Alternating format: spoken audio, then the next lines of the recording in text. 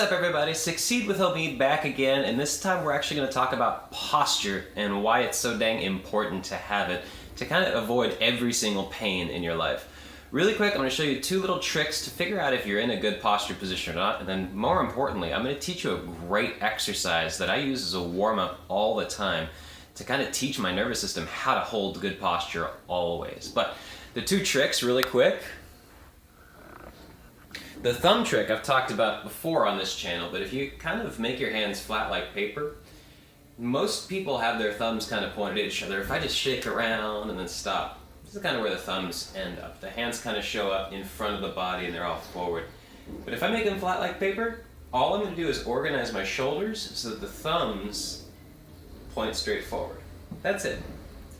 And the beauty about this is that if you actually go too far and start turning the thumbs out, you'll see my chest starts to pop out. I have this really nasty overextended position and my thumbs are actually pointed to the side. So straight forward, neutral shoulders, other side, right in the middle of the joint, that's great. But if I move my hand out of the way, the second trick is your belt line. If you wear pants like a normal person, it's right on top of the two hip bones, and this is a really bad position, pointed forward. Believe it or not, there's some people that actually walk around like this, where it's sloping down and back. The analogy that a lot of people like to use is that your hips are shaped like a bucket. Don't spill anything. Hold that belt line right underneath yourself, and that bucket is not going to tip backwards or forwards. So if I combine those two things, get the hips organized, get the thumbs organized, now I have this perfect posture position. But here's the problem. I don't want to have to think about that all day. It's not going to happen. I got other stuff going on. So stay tuned. There's an exercise coming up. I love it so much. All right? One second. A couple things right off the bat. You are going to need some equipment for this one. There's not a lot you can use around your house to get around that. Any type of step or anything that's about 3 or 4 inches up off the ground will work. I do prefer an AirX pad for this, but they are kind of short, so you have to get an extra pillow. And honestly, not a lot of gyms have these. The good ones do. But anybody is going to have one of these at their gym if they have any type of body pump or aerobics class or anything, they'll have this. The other thing you're also going to need is some form of elastic. You can use a band for this and just tie it around your legs. This is going to help us activate a lot of the core and the glutes. These are literally about $6-7 for a whole set of them on Amazon, so I definitely recommend these for any home gym. You can put it in your pocket and go to the gym, use them as a warm-up, anything like that.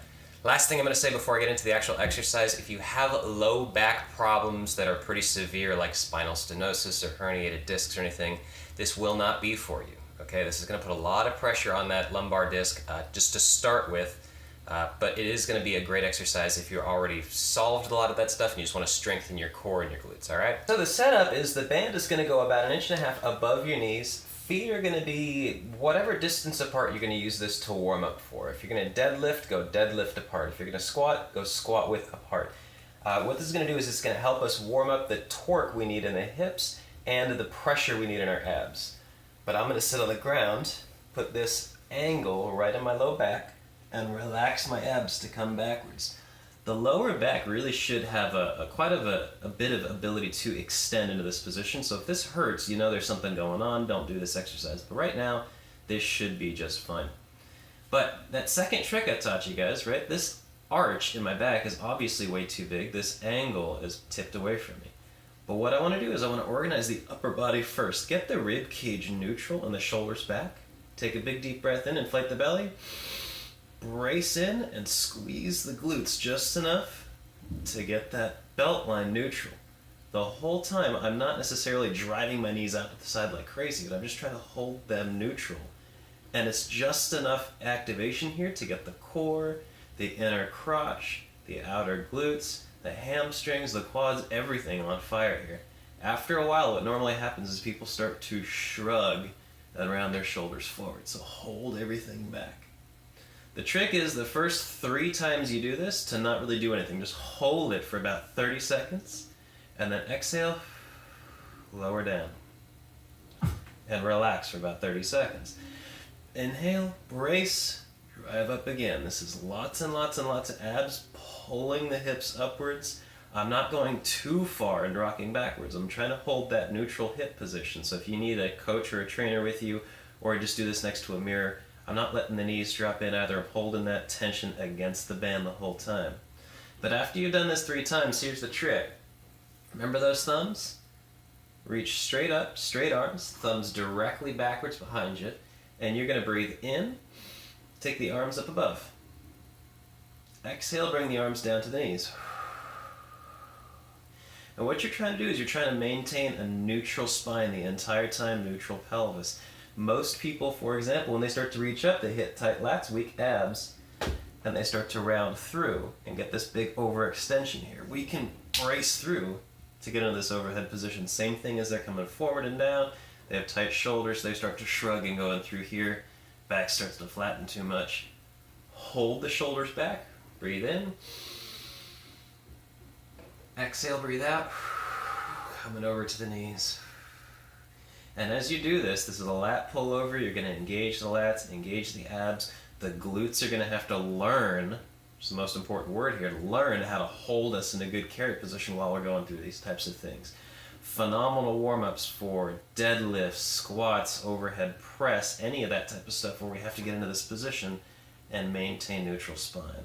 Last thing I'm going to say about this, because I'm getting really tired in this position, is we want to teach the nervous system how to do this stuff without us thinking about it. Think about it. An athlete, when they get into a game, they don't have time to think about mechanics or anything like that. They already want to have that trainability effect, the autonomic nervous system taking over this stuff. So then all they have to do is think about bracing a little bit tighter and pushing that weight as much as they can, all right? Again, it's worth noting, guys, if you have any back issues with any of this stuff, please see a professional. Come to see me, ask me any questions online. I'm more than available for you guys. But otherwise, I just don't want anybody getting hurt with something like this. You can use this for a workout by itself. Do those 30 seconds on, 30 seconds off, 10 times in a row. Your abs will be on fire the next day. All of these little connective tissue muscles in your butt are going to completely come alive, and your butt's going to be on fire for a couple of days too if you're not used to something like this, all right? I hope this information was helpful to you guys. As always, have a happy and healthy rest of your day, and I'll talk to you next time.